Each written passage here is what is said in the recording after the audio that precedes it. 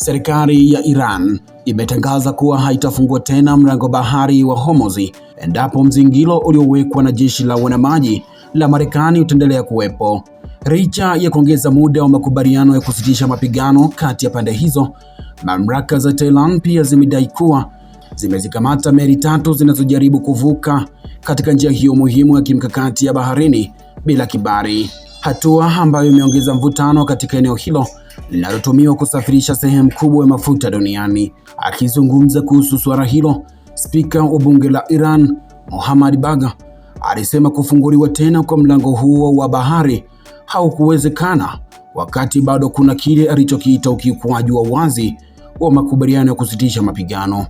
Alisisitiza kuwa Iran haitaruhusu usalama wake wa baharini kuzoofishwa huku ikilazimishwa kufungua njia hiyo muhimu.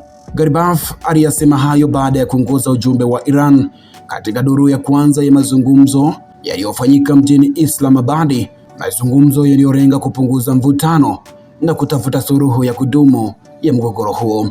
Kwa upande wake, Rais wa Marekani Donald Trump alisema Jumanne kwamba ataendelea kudumisha makubaliano ya kusitisha mapigano ili kutoa muda zaidi kwa mazungumzo ya amani yanayosimamiwa na Pakistan. Hata hivyo, hatua ya Irani kutangaza kufunga tena mlango bahari wa Hormuz imeibua hofu ya kuongezeka kwa mvutano wa kijeshi katika eneo hilo, kwani njia hiyo ni moja ya njia muhimu zaidi duniani kwa usafirishaji wa mafuta na bidhaa nyingine kupitia bahari.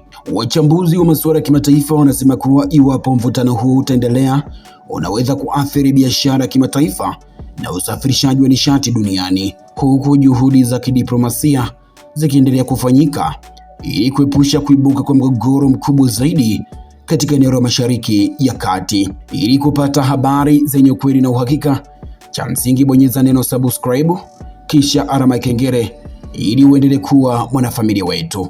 Hii ni Baharia TV. Asante kwa kuifuatilia Baharia TV. Usisahau kulike, kusubscribe, kucomment na kushare.